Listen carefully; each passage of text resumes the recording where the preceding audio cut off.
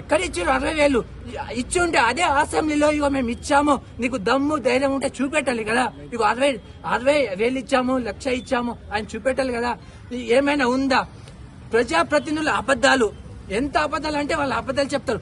కానీ ఒక IAS officer ఇక్కడ లైబ్రరీకి వచ్చి ఆకునూరి మురళి నేనున్నాను, నేను మాటిస్తాను, ఆ ప్రభుత్వంలో రేవంత్ రెడ్డి దగ్గరుండి మీకు 2 లక్షలు కాదు, అవసరమైతే ఎన్ని నోటిఫికేషన్ ఇప్పిస్తాను అని మాట ఇచ్చినావు కదా Akunuri Murali sir, IAS officer, నీకు సెల్యూట్. ఎందుకంటే ప్రజాప్రతినిధులు అబద్ధాల కంటే ఘోరమైన అబద్ధాలు చెప్పి మోసం చేసినావు కాబట్టి కనీసం ఉండాలి కదా.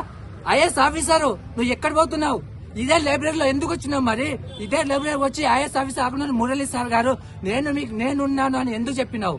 ఎందుకు చెప్పాల్సిన అవసరం ఏముంది? ఇంత ఘోరంగా మమ్మల్ని ఇంత ముంచాల్సిన అవసరం ఏమొచ్చింది? మీరే ఆలోచించండి.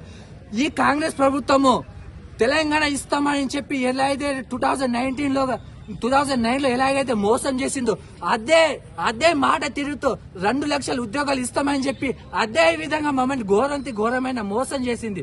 గుర్తుపెట్టుకో రేవంత్ రెడ్డి సర్కార్, కాంగ్రెస్ ప్రభుత్వం. నేను ఒకటే అంటున్నా, నిరుద్యోగులు అనేది జగన్నాథ రథం లాంటి వాళ్ళు.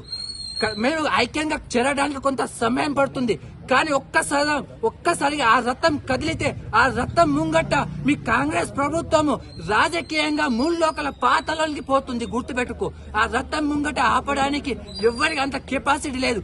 గత ప్రభుత్వం ఎట్లా కుప్పకూలిందో చూసినావు కదా.